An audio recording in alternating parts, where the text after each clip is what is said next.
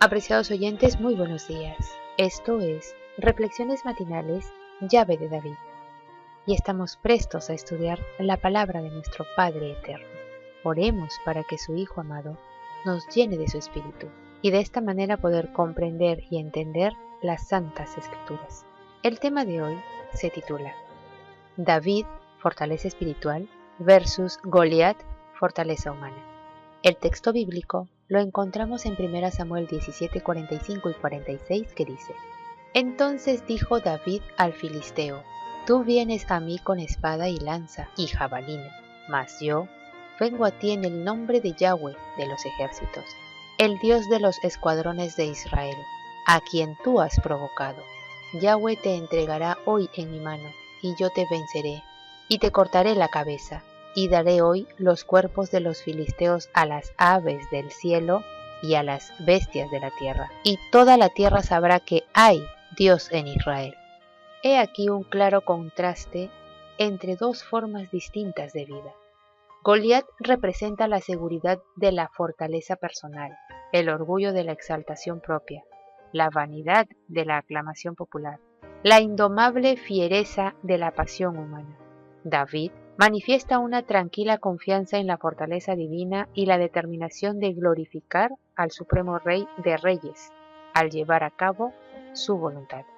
El móvil de David, expresado aquí y más tarde en su vida, no era el de hacer su propia voluntad ni llegar a ser famoso ante los ojos de sus prójimos, sino que toda la tierra supiera que había Dios en Israel. Durante más de un mes, Goliat repitió su desafío diario. Ahora se valían de una intimidación y de la posibilidad de una victoria mediante un combate singular. Su precipitada retirada después de la muerte de Goliat robustece esta conclusión.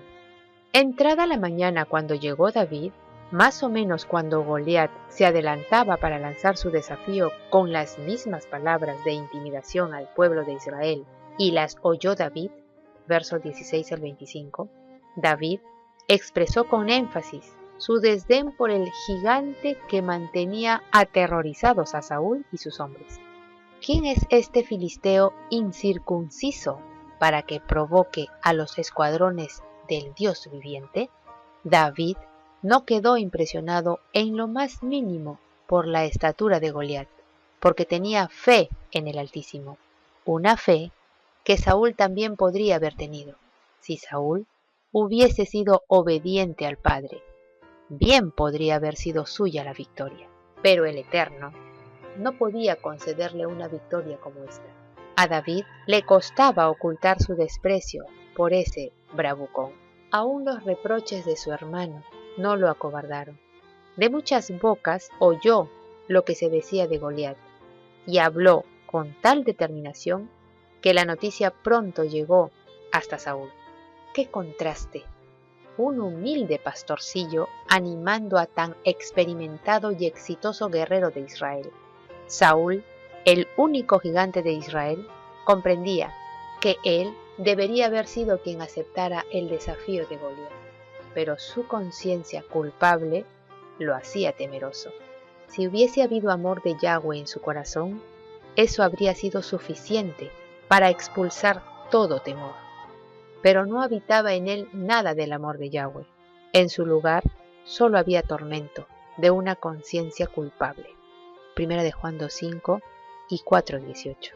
Por el contrario, David irradiaba aquel espíritu de genuino optimismo y valor que es la insignia de una conciencia sin ofensa ante el Padre Celestial y ante los hombres. Hechos 24:16. Salmo 51, versos 10 y 11.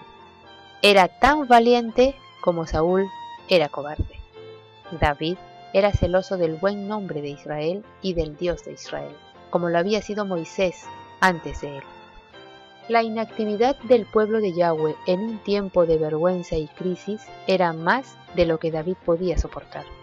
Una vez Saúl había pedido grandes cosas de Yahweh y había intentado grandes cosas para él. Sin embargo, después que el orgullo y la gloria del yo le habían llenado el corazón, le parecía insuperable cada obstáculo.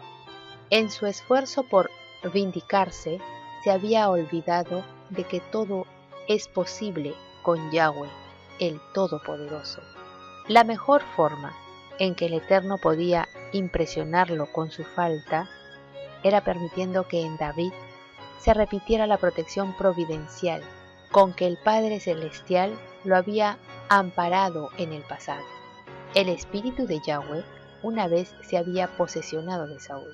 Ahora tendría la oportunidad de ver lo que él mismo podría haber sido si no se hubiera rebelado contra aquel espíritu. Otra vez estaba en un dilema. Si rehusaba que luchara David, el ejército esperaría que él, como rey, fuera el paladín de su causa. Si dejaba que luchara David y Goliat lo mataba, se habría perdido la batalla e Israel otra vez estaría bajo el yugo de los filisteos. Para salvar su propia vida y reputación, Saúl envió a David al combate. Pero el mismo medio que usó Saúl en un esfuerzo por salvar su reputación como rey y caudillo, resultó en su pérdida. Resultó evidente que sin Yahweh, Saúl era incapaz de afrontar a sus enemigos, y que eran del Eterno las victorias pasadas por las cuales él había recibido la reputación. David atribuyó al poder de Yahweh la victoria aún sobre animales salvajes. El peligro había desarrollado en él un valor santificado, y su fidelidad en las cosas pequeñas lo había preparado eficazmente para que se le confiaran las mayores. Había demostrado ser un pastor digno de confianza cuando velaba por los rebaños de su padre. Ahora fue llamado a ser un paladín de la causa del rebaño de su Padre Celestial. El proceder que eligió estaba condicionado por sus propias convicciones espirituales antes que por el juicio no santificado de otros, sin tomar en cuenta su posición. ¿Cuánto depende uno de la pureza de motivos cuando emprende una empresa peligrosa?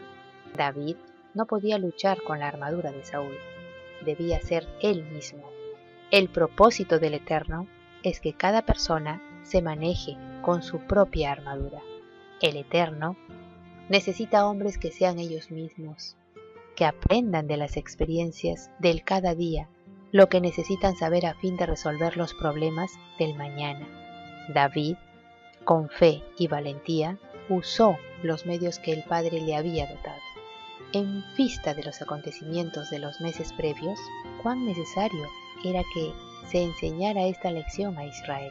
En respuesta a la maldición de Goliat, David clamó en triunfo: «Vengo a ti en el nombre del Dios de los escuadrones de Israel».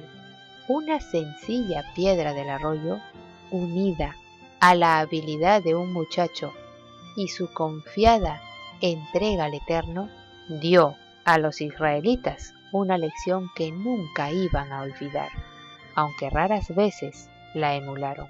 Fue una victoria de las fuerzas espirituales sobre la fuerza de la materia bruta. Se hizo evidente la perfidia de los filisteos en el momento en que fue muerto su paladín. Habían prometido convertirse en siervos de los israelitas si era muerto Goliat. Al huir, renunciaron al arreglo que habían propuesto al ejército de Saúl, y además demostraron que si Goliat hubiese vencido, habrían sido inmisericordes con Israel.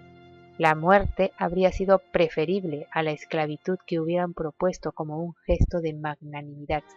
Apreciados oyentes, que Yahweh nos bendiga. Hasta mañana.